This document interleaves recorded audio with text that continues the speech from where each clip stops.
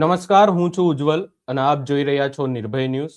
આજે વાત કરવી છે પાલનપુરમાં જે ચૌધરી સમાજના યુવકની હત્યા કરવામાં આવી ત્યારબાદ આ આખી ઘટનાને લઈ અને અનેક ચર્ચાઓ થઈ રહી છે. એની વચ્ચે આપણે જોયું કે ચૌધરી સમાજના યુવકને જે હત્યા કરવામાં આવી, આરોપી પકડાયા, ત્યારબાદ તેમનું રિકન્સ્ટ્રક્શન કરવામાં આવ્યું અને હવે માળી સમાજ પણ મેદાને આવ્યો છે. આ તમામ ઘટનાને બનાસકાંઠાના પત્રકાર સાથે આપણે સમજવાનો પ્રયાસ કરીશું. દિલુભાઈ ચૌધરી કે જેઓ સતત આ વાતને લઈ અને ક્યાંક ને ક્યાંક એક્ટિવ છે. દિલુભાઈ, સૌપ્રથમ તો આપનું નિર્ભય ન્યૂઝમાં સ્વાગત છે. જી નમસ્કાર. દિલુભાઈ, સૌપ્રથમ આપની પાસે આખી ઘટના સમજવી છે કે આ ઘટના ઘટી કેવી રીતે હતી. ઘટનાની વાતચીત કરીએ તો આમાં જે ભરતભાઈ હતા, એ ભરતભાઈ અને એમના મિત્ર નીતિનભાઈ અને બીજા 2 જણ એમના ગામના જ વ્યક્તિઓ હતા. ચારેય લોકો એ પૈસાની લેવડ દેવડ બાબતે ગયા હતા ત્યાં રામદેવ હોટલની બાજુમાં. પરંતુ પૈસાની લેવડ દેવડથી ભરતભાઈને કોઈ મતલબ હતો નહીં. ભરતભાઈને પૈસાથી કોઈ મતલબ હતો નહીં. તો જેમ કે મારા મિત્ર છે અને મિત્રતામાં હું કોઈની સાથે ગયો અથવા તો મિત્રતામાં કોઈ મારી સાથે આવ્યો હોય. પરંતુ જે વાતચીત હતી એ બંનેને હતી, જે લાલો મંડોરા અને બંને વચ્ચે ની કઈક લેવડ દેવડ હતી. આ મામલે એમને એવી ખબર ન હતી કે આ લોકો આવીને એ જગ્યાએ હુમલો કરી નાખશે.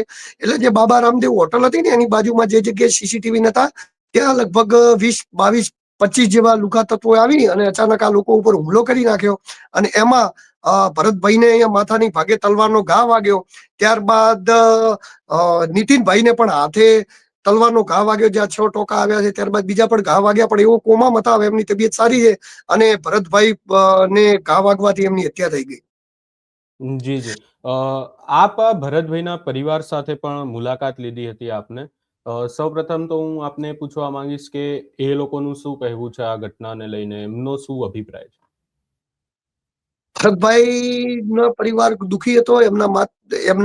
એમના માતૃશ્રી, એમના બ્રધર, એમના ફાધર, એમના પત્ની બધા દુખી હતા. આપ વિચારી શકો કે યાર, ઘરેથી કોઈ વ્યક્તિ જતું રહ્યું હોય, જે વ્યક્તિ બધું સંભાળતું હોય, વ્યક્તિ જતું હોય, તો હવે જે પરિવારમાં જેને ખોયું હોય એને જ ખબર પડે.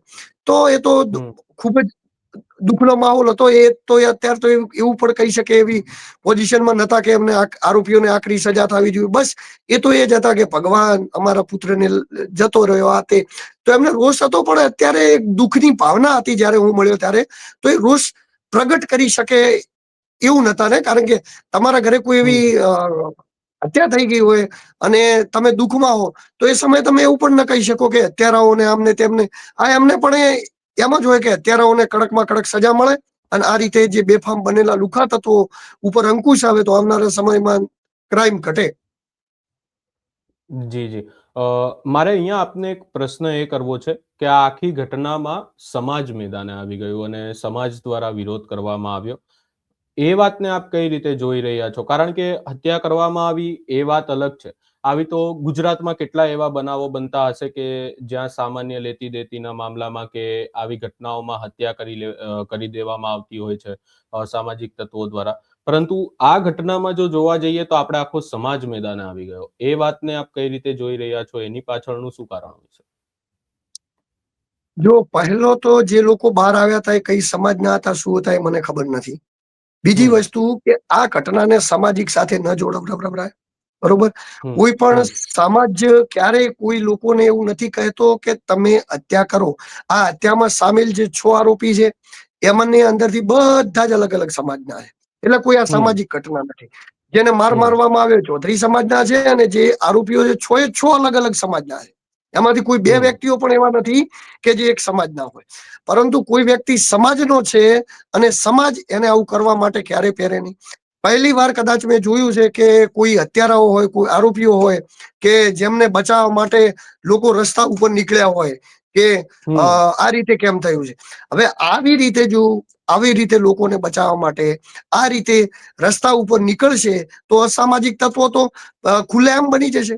ફરીવાર હજી તો જે દિવસે પોલીસે રિકન્સ્ટ્રક્શન કરાવ્યું, જે દિવસે પોલીસે આરોપીઓને જાહેરમાં વરઘોડો કાઢ્યો, એ જ દિવસે રાત્રે એ જ દિવસે રાત્રે 8 વાગે ફરી એક ચૌધરી સમાજના યુવક ઉપર છરીથી જીવલેણ હુમલો કરવામાં આવ્યો. આમાં વાતચીત એ નથી કે ચૌધરી સમાજના યુવક ઉપર હુમલો કરવામાં આવ્યો કે દલિત સમાજના યુવક ઉપર હુમલો કરવામાં આવ્યો કે અન્ય સમાજના ઉપર હુમલો કરવામાં આવ્યો. જો સમાજ તો આપણે સમાજ વ્યવસ્થામાં જન્મ્યા છીએ એટલે સમાજ તો બધાને લાગે જ છે, જ્ઞાતિ તો બધાને લાગે જ છે. વાતચીત એ છે કે અસામાજિક તત્વોનો કોઈ સમાજ હોતો નથી. અસામાજિક તત્વો પાછળ કોઈ પણ સમાજનું નામ લેવું એ સમાજની બદનામી હોઈ શકે. અહીંયા હું બિલકુલ એવું નહીં કહું કે માળી સમાજના લોકોએ વિરોધ કર્યો, કારણ કે હું નથી ઈચ્છતો કે માળી સમાજની આબરૂ એ આવા અસામાજિક તત્વોના લીધે નીચી જાય.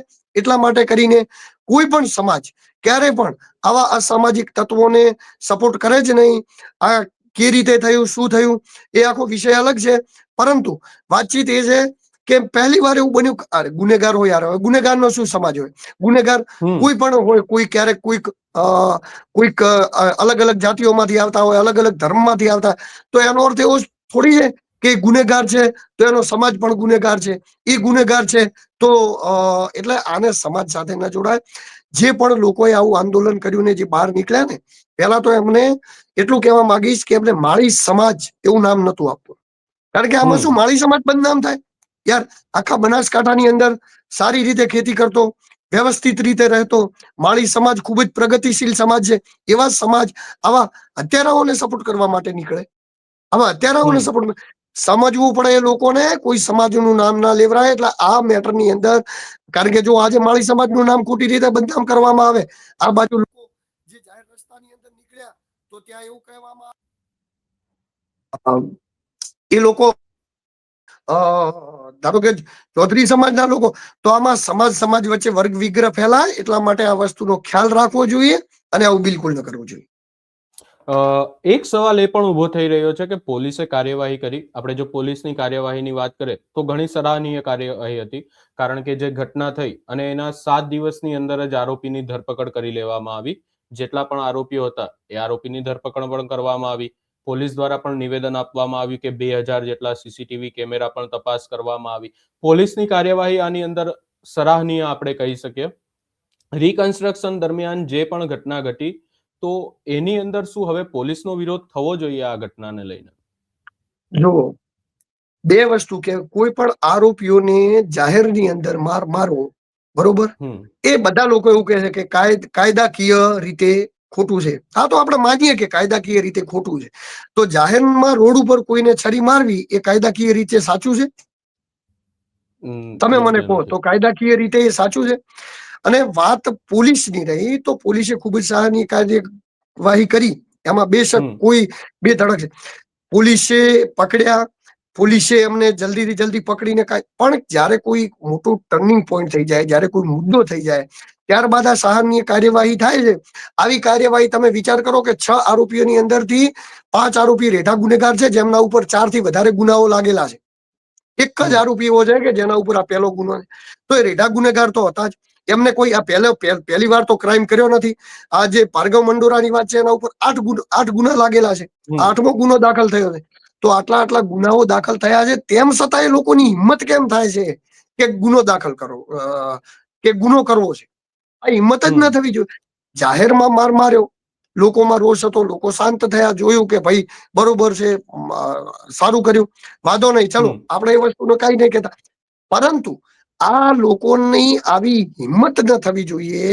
એ માટેના કડક કાયદા હોવા જોઈએ. એ પ્રકારના કડક કાયદા હોવા જોઈએ. 7, 8 ગુનાઓ કરે અને જ્યારે શેખ આ 7 ગુનાઓ કર્યા, બધા નાના નાના ગુના હતા. એમાં એક જ મોટી કલમ લાગેલી છે, જાનથી મારી નાખવાની કોશિશ, 109 BNS ની, તો એ લાગેલી છે. એના વગર આ મારામારીના જે ગુનાઓ કર્યા, તો એ નાના નાના કરીને છેલ્લે હત્યાને અંજામ આપી દીધો. તો પહેલાથી આરોપીઓને એવો ડર ઘુસાડવામાં આવ્યો હોત, એ આરોપીઓને એવો ડર બેસાડવામાં આવ્યો હોત, તો અત્યારે હત્યાને અંજામ ના આપી શક્યા હોત. જી જી. એટલે પોલીસને ક્યાંક એ વસ્તુની ખબર રાખવાની છે કે આવા રેઢા ગુનેગારોને એમના ધંધા શું છે. આવા મોટા ભાગના ગુનેગારોના ધંધા એ વ્યાજખોરો હોય છે. મોટા ભાગના આવા ગુનેગારો એ દારૂ સાથે સંકળાયેલા હોય છે. મોટા ભાગના આવા ગુનેગારો એ બધા ક્યાંક ને ક્યાંક 2 નંબરના ધંધા સાથે સંકળાયેલા. ત્યારે તો એમને ક્રાઇમ કરવો પડે. ભાઈ, સાદી જિંદગી જીવવા વાળો વ્યક્તિ શું કરવા ક્રાઇમ કરે? એટલે એ જે તે સમયે પોલીસને પણ એમને જયારે ક્રાઇમ કરવાની દિશામાં જતા હોય એ જ સમયે એમને રોક લગાવવી પડે. નહીં કે ક્રાઇમ કર્યા પછી એમના ઉપર એક્શન, પછી તો આમે એક્શન થવાની જ છે. જે કરવાનું હતું થઈ ગયું છે, મર્ડર થઈ ગયું, તો હત્યાનો કેસ લાગ્યો તો આજે પકડો, 5 દિવસે પકડો, પકડવાના જ છે આરોપીઓને. ક્યાં જવાના? ત્યાંના કેસમાં 10-10 વર્ષે આરોપીઓ પકડાય છે. કોઈ કાયદાકીય રીતે ખોટું કરીને કોઈ બચી નથી શકતું આ દેશમાં, સત્ય હકીકત છે. પરંતુ એ કાયદાકીય રીતે ખોટું કેવી રીતે ન કરે એ દિશામાં કામકાજ કરવું જોઈએ. જી જી. આ આખી ઘટનાને લઈ અને અમારો છેલ્લો પ્રશ્ન છે કે આખી ઘટનાને લઈ અને આપનો તર્ક શું છે? આપ એક વરિષ્ઠ પત્રકાર છો, આપે બનાસકાંઠા એ વિસ્તારમાં ઘણું બધું કામ પણ કર્યું છે. આ આખી ઘટનાને લઈ અને આપનો એક તર્ક શું છે? મારો તો તર્ક એ છે કે આવી ઘટનાઓ ન ઘટે. આવી ઘટનાઓથી સમાજની અંદર જે દૂષણ ફેલાઈ રહ્યું છે ને જે ક્રાઇમ દિવસે ને દિવસે વધી રહ્યો છે અને જે મોટી મોટી ફોકાફોજદારી થઈ રહી છે ગુજરાત સરકાર દ્વારા, એ આવા ક્રાઇમો ઉપર અંકુશ મેળવી, તમે જો ક્રાઇમ રેટ છે ને દિન પ્રતિદિન વધી રહ્યો છે. ખાલી વાતચીતો કરે છે, વરઘોડાઓ જાહેરમાં કાઢવામાં આવશે, માર મારવામાં આવશે, બધું જ કરવામાં આવશે, બરોબર. પણ એનો અર્થ શું? ગુનેગારો તો રેઠા બની રહ્યા છે. ગુનેગારો તો દિન પ્રતિદિન ગુનાનો દર વધી રહ્યો છે. એટલે આમાં આની અંદર મારો તર્ક વિતર્ક એ જ છે કે આવા ગુનાઓ, હવે વિચાર કરો કે જે વ્યક્તિનો ઘરેથી જે વ્યક્તિ જવાનો હતો એ તો જતો રહે, જેમનું હત્યા થવાની હતી તો થઈ ગઈ. હવે તો અમે સજાનું કામ તો સજા કરવાની જ છે, પરંતુ જે વ્યક્તિના ઘરેથી જે જતો રહે એ કોઈ પાછો આવવાનો છે? તો નથી જ્યારે કોઈ પણ વસ્તુ ઘટના ઘટે એના પહેલા ઉજ્જવલભાઈ એ વસ્તુ ઉપર એક્શન લેવામાં આવે કે એને ડામવામાં આવે તો એ સારું થઈ શકે. ઘટ્યા પછી તો આમ પણ એને ડામવામાં આવી શકે, તો એનો કોઈ જાજો અર્થ રહેતો નથી. જી જી. આપ અમારી સાથે જોડાયા અને આખી ઘટનાને લઈ અને આપનો અભિપ્રાય આપ્યો એની માટે આપનો ખૂબ ખૂબ આભાર. ઠીક, નમસ્કાર. એટલે કે હવે આ આખી ઘટનાને લઈ અને પોલીસ દ્વારા પણ કાર્યવાહી કરવામાં આવી છે. સામેથી ચૌધરી સમાજ પણ ક્યાંક ને ક્યાંક મેદાન હતું, હવે માળી સમાજ પણ આવી ગયું છે. આ આખી ઘટનાને લઈ અને આપનો શું અભિપ્રાય છે અમને કમેન્ટ કરી જરૂર જણાવશો.